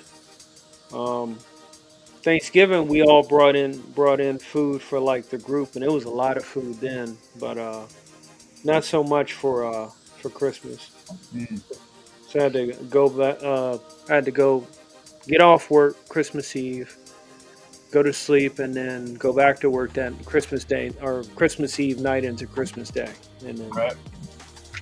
But I think some people they had dropped off food as well. But it was like some tater tot, cheddar, steak, and bacon casserole. Yes. With eggs or something. I was like, all right, I'm gonna take this with me. It was pretty good. We'll get it to go plate. I've never had a job like that. Huh? I've never had a job like that where you have a potluck. Yeah. You know? Yeah. I've always been jealous of it. Even as a kid, my mom worked for 911, right? So yeah. They had those potlucks inside the 911 center. So she'd be like, hey, show up, come in, grab a plate. Mm-hmm. Because we got way too much food. Right. Now, when I used to work in a restaurant, those holidays were awesome because, I mean, there was always food there. We have like Thanksgiving special meals or whatnot.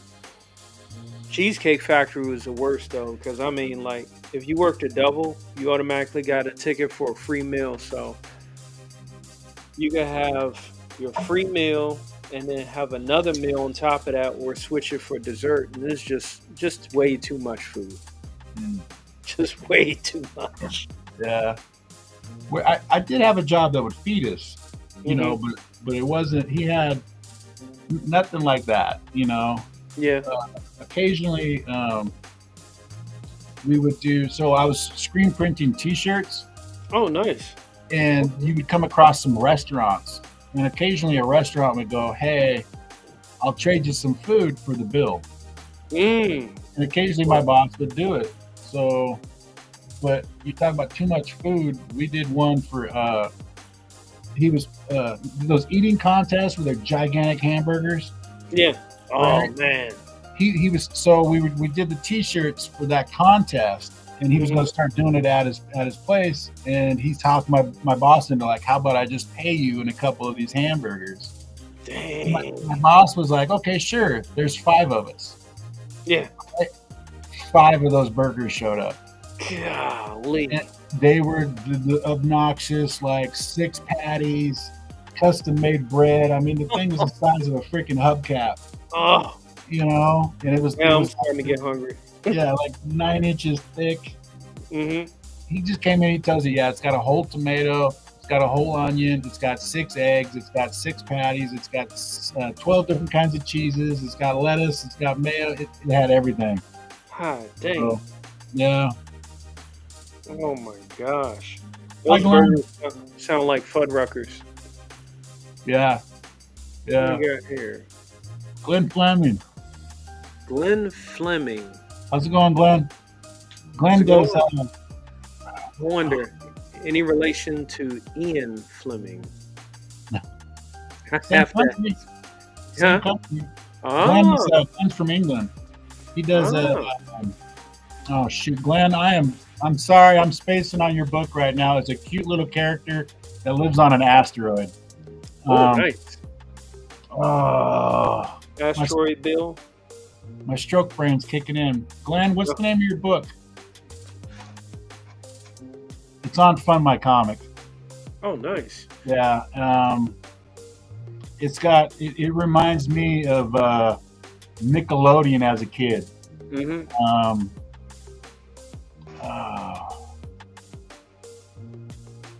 Is this coming up? This thing is behind. Hatch. That's it. Thank you, Glenn. Hatch looks like it's a wonderful book. Okay. Nice. He does all of this stuff traditionally, you know, the penciling, inking, and I want to say there's some watercolors on it. Mm-hmm. It is a beautiful looking book. Okay. It's got that same vibe as like we were talking earlier with the Catbeard the Pirate. Yeah. Where you would hand this book to any kid at any age, and they Right. would enjoy it. You know, so immediate captivation. Yeah. So I'm gonna try and get this right, Glenn. Hatch lives on an asteroid, and he no problem, Glenn. And so it's like everything is it's kind of like bright and new to him. He doesn't know why he's there, or we don't know why he's there, but everything is like a discovery to him, right? Like he comes out of his hatch, that he lives inside this meteorite, and goes on this little adventure for the day type of deal. Wow. I hope I'm not screwing this up, Glenn. So many books, so little time. Yes. Yes.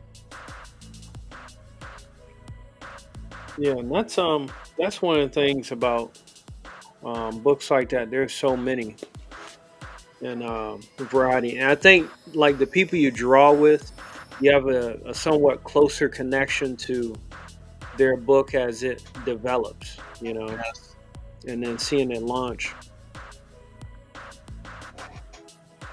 He lives on an asteroid.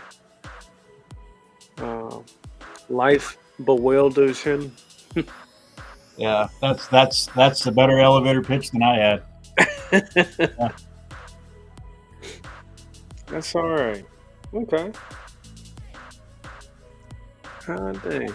It's just got a classic. I keep going back to Nickelodeon because that's what it makes me feel when I see Hatch. It makes me feel like I'm in elementary school. I'm pretending to be sick just so I can skip school on a rainy day and watch Nickelodeon for the first 4 hours of my morning. You know? Double dare. Yeah, because back then you didn't have the Cartoon Network, and right. Nickelodeon was like the spot for a while. Exactly. Was it I like the what's it called? I guess it was the Mayan Challenge or something like that. It was an obstacle course. Yes. Yes. I always like those. And then those were or Ninja Warrior. Yeah. Yep. Yeah, that's good stuff. Like that.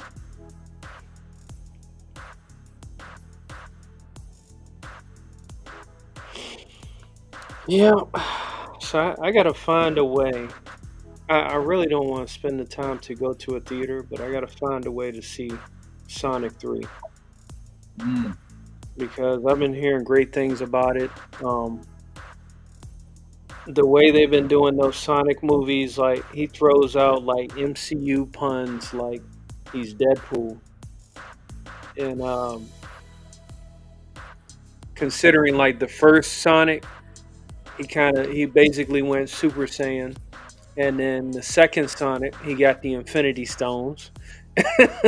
So, by the third movie with Keanu Reeves on top of that, I have no idea where that freaking series will go. Is Sonic owned by Marvel? No, it's Sega. Oh wow. And the movies are Paramount. So here's the irony behind that. Paramount distributed or produced Transformers, the Michael Bay Transformers, which had some scenes taken from it in the bless you. Some scenes taken from that to be in some of the Avengers films. And that was Paramount as well. At least the first Avengers movie, and then by the second one, I think Disney had taken over. So there's some kind of underlying tones that Paramount can, like utilize. Hey, this was in, we did the previous movies or series or whatever, so you can at least make a reference to it. I guess I'm still in that mode of like these companies don't get along. You know? And I gotta, like, nowadays they somewhat tolerate each other because of the interweavings of the universe and crap. And right back in the day, you couldn't. Once they latched onto something, they wouldn't let anything go. Right. And I think they had to come to, some of them at least had to come to realize that freaking the characters, they're only going to make but so much money if they keep saying, hey, well, we got our characters over here on this island, and the other companies say we got our characters over here on that island, and we're just not going to work together, but they're realizing they're going to make more money when they have those huge crossover events. Yes. And ironically, it was started by a leak from email leak from Sony. Really? Yep. Because the PlayStation Network, their data got hacked, and then the emails got leaked. What's her name? Amy Pascal. Is this the whole North Korea story where Kim Jong-un threatened to? Is this part of the email leaks from this? It might have been, because it was about around the time of the interview, right? That movie. Yes. Because that's what pissed him off. Yeah. And supposedly North Korea hacked the studio and released a bunch of stuff. Yeah. Okay. Yeah, because Sony, they didn't know where to go after Amazing Spider-Man 2. It bombed. And that conversation was mentioned in the email link. So that's when they were kind of like, we got to figure something out, something to do. Is there any way, without embarrassing ourselves, is there any way we could work together, Marvel, and kind of share characters to help boost our sales and stuff? And then they agreed, and then you had Amy Pascal start talking about, well, we're going to do villain standalone movies without Spider-Man. Oh man, that was a trip. And they are kind of doing that now. We got Craven coming out. Yeah, I heard Craven bombed. But is it out? Yeah, it's already out. They said it made less money than Morbius. Which I don't understand how, because Jonathan Aaron Taylor Johnson, he looked like a decent Craven. You know, some of the cutscenes I thought were pretty cool. Right. Well, maybe it just goes to show that you do need the fans to show up for this movie to push the initial drive of it. Right. You piss off the fans, and they're just not going to show up. Right. Like you can't take every Spider-Man Rogues Gallery villain and give them their own individual movie. What worked for Venom was the fact that he had his own comic book and he did turn into a good guy. Not every villain turns into a good guy or an anti-hero, at least. Right. Yeah, that's what ticked me off about the freaking What If season 1, where T'Challa became Star-Lord, and when Thanos came to conquer, T'Challa had a talk with Thanos and had him reallocate resources throughout the galaxy. And Thanos was like, all right, well, since that's been solved, I'll be a bartender. I was like, what? Man, I'm out of here. I was so pissed.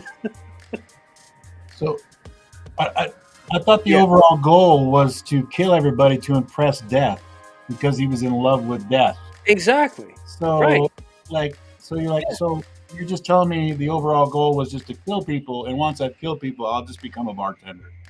Yeah, it was terrible. That does not make any sense whatsoever. Well, in that one, he didn't even kill anyone, because the alternate reality, T'Challa had a conversation with him and said, hey, instead of killing half the universe, we can move some resources to another planet or another galaxy somewhere, and that'll make everything okay. And I was like, I'm done. He cheered him. He tapped glasses with T'Challa, a martini glass. I was like, I'm done. I'm done. I'm not doing this. This was pretty early on in the What If series, then, you're saying? Yeah, it was season 1. I was like, I ain't doing this. That's too bad.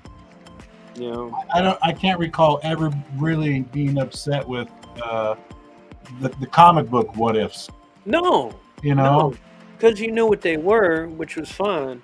Yeah. That just seems. The only time you would be upset is if, as a for instance, what if Professor X became the Juggernaut? You know? Yeah, it's like, huh? It was a good book. It was drawn by Jim Lee. Right.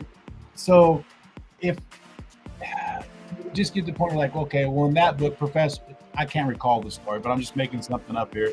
If Professor X killed somebody while he was Juggernaut, then you would be upset. You'd be like, oh man, I can't believe they got Professor X to kill somebody. So that's totally out of character of him. Right. This one just seems like lazy. Like, you made him into a bartender. Like, really? Like, what was it? I think he was bartending in Nowhere. The floating celestial head. Right. I was like, man. But that's the same season where they introduced, Peggy Carter as Captain Britain, I guess. She got the super soldier serum, and Steve Rogers became a Winter Soldier, Iron Man hybrid, agent of Hydra. It's weird. What's going on, Christian Zaffo? Zaff, what's up? You've done a draw stream with us, right? Who, me? Yeah. Yeah, I did the Sunday one, and then I did another one with you guys before I had to go to work. Yeah. Zapp shows up on the Sundays for sure. Okay. Yeah. He's got a book, Addicts, on my comic. Okay. Yeah, check that out. We played that. Man, I love his video he's got for the comic book. It's got this awesome bass line in it. Every time I hear that thing, I just like. Nice. There's some good intros. Yeah, definitely. For like the trailer to like comics, I think that helps out a lot, and it paints a picture that this could not only just be something you read in your hands, it also contributes to the imagination of the world with the music. Yeah. Yep. So I find like when I read comic books, which isn't often, unfortunately, but when I do, I'm cutting on my film score channel on Pandora. I got Lord of the Rings playing, or the Captain America Winter Soldier soundtrack playing while I'm reading it, and let me just say, it's a hell of a drug. Yeah. Come with the soundtrack. The Pops interviewed somebody on Monday Madness. It was they did a graphic novel with a soundtrack to it. So as you read it, every single word in there was the lyrics to the song. That's crazy. Yes. Was it Odin Dasker? I think he did one called "Kill 'Em Dead." I think so. Him and there's Odin. Yes, I know that one, but that one wasn't this one. It was called Box of Mixtapes. Okay, yeah, I heard of that one. Yeah. Talk about going back in time. Yeah. That one, something happens to the kid's parents, and he discovers a box of mixtapes, and as he goes back and listens to his parents, his dad's, mixtapes he gives to his wife or whatever. Yeah. It's a way for him to discover his parents. Wow. Through music. Nice. I want to say that. Go ahead. See, that's pretty creative.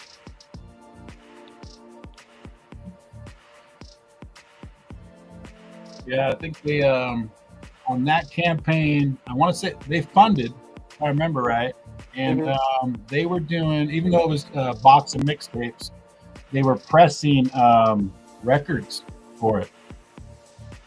So really? Yeah, so you got the comic book with the record, I think is what it was. Damn. That's a whole collection right there. Now, one of the things I've been hearing is that how can I say this? Is that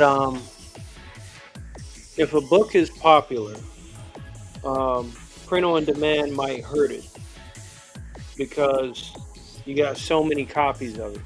I don't know if that's true or not, or if that's like kind of like the market, the comic book market, how it works. The less you have, the more valuable it is, especially if people like it. Right.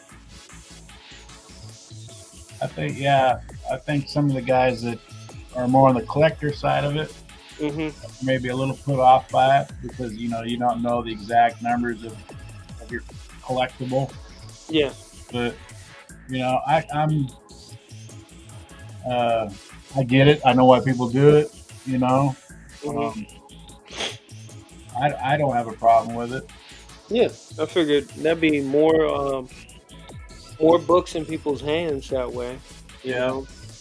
And I have done a digital version of my comic before. But I get it. Piracy's a thing. That's always gonna be around. We're gonna offer a digital. Yeah, there's Addicts right there. Addicts Unbound Fury #1 from my comic. Nice. Yep. Christian did some schooling, and one of his teachers was Walt Simonson. Really? Yes, he had I guess like final or whatever. Walt Simonson will bring you over to the house as a group, his class or whatever, have a barbecue or whatever. He tells the story better. And and Walt Simonson will sit down with you one-on-one and go over your portfolio or whatever as the last thing for class. Nice. So, That's like a family friendly setting. You yeah. know, get to know people and then say, all right, let's take a look at what you got. I imagine he walks up and turns the chair backwards and says, "So, you got some artwork to show," like Captain America. Yeah. Yeah, so that's pretty cool. You know, often read in a lot of books like that's what you would have to do in order to get traditional notoriety from the industry. Go to conventions, show your work to like editors, and then keep coming back and improving, and then you kind of like gain their attention Yeah. if your stuff's good. Yep. My regular guy was Bob Shrek. Bob He- Shrek. Yeah. Me and Bob Shrek got to the point where the last 2 times I talked to Bob, I didn't even show him my portfolio. I just handed him my card. Nice. So, Oh shoot! You know what? Am I rolling over anybody's time on the Madness Network? Because I know we've been going about 2 hours, and it's 11 a.m. here. yeah, I'll check real quick. Okay. I don't want to get admonished. I just not thought about that. Friday streams, the Strictly Art with Rob at 9 a.m. And then at noon, we have What's Your Issue? Okay. That would be, 9 o'clock my time, right? Yeah. Mm. So we got another hour, I think. Not that we have to go an hour. We can stop anytime you want, man. I'm just in here to support you. Hey, I appreciate it. I honestly have to. It's like a muscle. I gotta build it slowly, you Right. know. Hey, But I just seen something in the comments down here. Zaf, I can't fix my Facebook. They nuked me. Okay, I was there for 1 week with just my name and my new email address, and they nuked my account in 1 week. So Facebook. I'm never going back to Facebook again. They kicked me out in 2020. Yeah. Obviously, I'm still on a list. Don't know why, but yeah, they nuked my account. Dang. So I got it. Sorry, Zap. Dang. Yeah, I got 86 on Facebook. January 6th. I wasn't there, but I was like having conversations with people, and I put Angela Stanton up with Blacks for Trump, and that was a wrap. I put it as my cover photo. They were like, nope. Yeah. They were like, you're suspended. You can come back in 30 days. I was like, you know what, Facebook? Nah, I'm not coming back. Nope. You know, I mean, I have one now, but like, I can't give them much credence. You know what I mean? Yeah. No, I'm a very opinionated person, and back on my Facebook days, I didn't mind sharing my opinion. Right. So I figured that we're Americans. We got Right. free speech. I'm a free speech absolutist. I want to hear what the other side has to say. Right. So Yeah. like, I may freckle and frown at some of the stuff I hear, but it's like, all right, well, you know, that's their perspective too. You know. yeah, you got a right to say it, and I kind of like. I go to Glenn Beck said it one time where he was talking about I forget. I think one of his kids was handicapped or something like this, right? He's all like, no. I want what they use the word, for lack of a better term, retard. Let's just say, right? If they use the word retard, I want to hear them say retard, because then I know who you are as a person. Right. You know? So I'm not going to say you can't say retard. Yeah. Say it. So it just shows me who you are. Yep. It's a simple thing that goes back to sticks and stones may break my bones, but words never hurt me. Yeah. You know, so it's simple stuff, you know. Christian said, "Okay, I'll set something up on X maybe." Thank you. And I didn't come back to X until August of 23. I had because so Elon had purchased it, and my complaint is like I wasn't going back to X until they let Alex Jones back on. Right. Not that I'm a huge Alex Jones fan. Yeah. People shouldn't be banned for saying stuff. Yeah, that's crazy. So I was like, the minute you let Alex Jones back on, I'll come back on. But I came back early. I'm like, I got a feeling they're going to let Alex Jones back on. Yeah. So. Yep.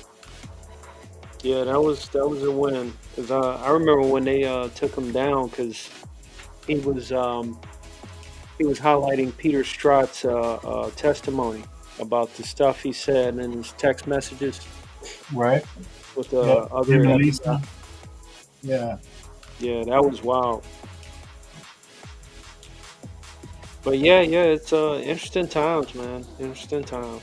Hey, with your day job, I know a lot of people are afraid to say stuff online because they're in the military and they don't want to be messed with. Yeah. Do they monitor at all, or? Oh yeah, but I mean, I normally keep stuff pretty vague.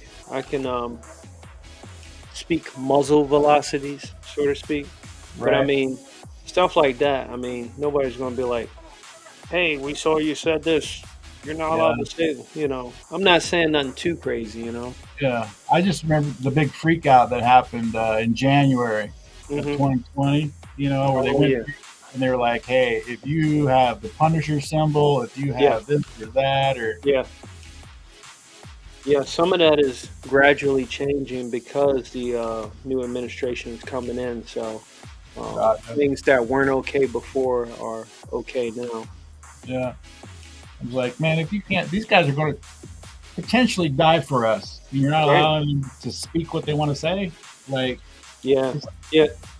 the whole concept of allowing an 18-year-old to smoke, right? You're kind of like, you let him go to war, but you won't let him smoke until he's 21. I mean, what's your like? Right. Yeah, you get it. Yeah. There are some, like when I work with some active duty, we'll have conversations. They're conservative and everything's smooth. Right. Smooth, no big deal, no stressor. But there are some they know they can't talk to. So I guess that's kind of everywhere. So right. I've had jobs like that where they've come in and they said no religion, no politics, right, and no wages. Like those are the three things you can't talk about here. Yeah, and it's better they acknowledge that up front because I get it working for a company and all that, as opposed to you have one conversation with someone and they go, "Huh, interesting." Next thing you know, your boss is like riding the shit out of you. It's like, where's this coming from? Yeah. I've dealt with some of that underhandedness. But yeah, let me go ahead and call it, man, because it's I'm getting lit up. I gotta take a break, and I definitely gotta go eat. You're probably heading off to bed, right? No, I'm gonna be drawing. I'm gonna try to stay up for at least about 4 or 5 more hours. Yeah. Yeah, that way I get the most out of the day. Got you. So yeah, since y'all have more shows, I should be in the chat, tuning in. Cool. That way. What am I missing? Oh, okay. Here we go. Thanks for having me on, man. I appreciate it. Absolutely. Anytime. Like I said, I just gotta get used to sending those links, which is why, like, when you send them and stuff, it's like, okay, now I'm getting into the routine of collaboration and sharing stuff and putting it out there. Right. So I yeah, like that, man. Huh? I said I'm staring at your page here. I like that page. Thanks. Yeah, it's just kind of like I said, introduction. So I got to ink up the nature, and now I get to add the line weights when I come back after eating, and panel by panel, you know, panel by panel. I got some other characters I was working on. I'm not ready to show them yet, but they'll be fun, you know, when they do pop up. Very cool. So yeah, that's it. Number 50. I mean, I'm happy, you know, with all the stuff we got a chance to cover, and like I said, thanks for coming on, Levi. You and Pops been a great help, and you always got my support, you know, where you guys are at. So the Madness Comic Network. We're here to help. Yeah, you know, likewise. So Glenn Fleming, enjoyed those shaken, not stirred martinis. Christian Zaffo. Yeah, I'll be looking out for you guys too and seeing the work that you do, and you know, showing my support as well. So y'all take care. I ain't got too much else to say, but I'm gonna go ahead and do the outros. All right. All right. Take it easy, man. All right. We'll Take talk care. later. Oh yeah, and y'all have a happy New Year, because Yes, happy New next Year. show will be after then. So, all right. He's up. Later.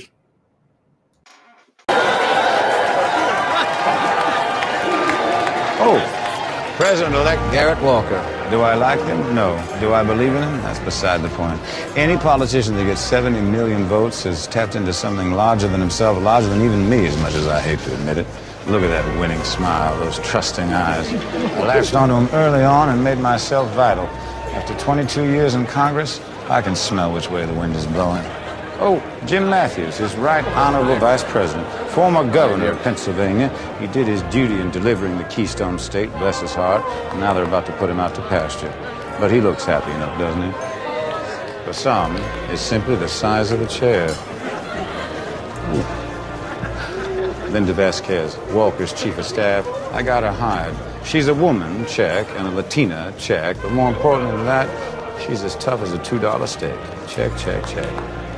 When it comes to the White House, you not only need the keys in your back pocket, you need the gatekeeper. As for me, I'm just the lowly House Majority Whip. I keep things moving in a Congress choked by pettiness and lassitude. My job is to clear the pipes and keep the sludge moving. But I won't have to be a plumber much longer. I've done my time. I've backed the right man. Give and take.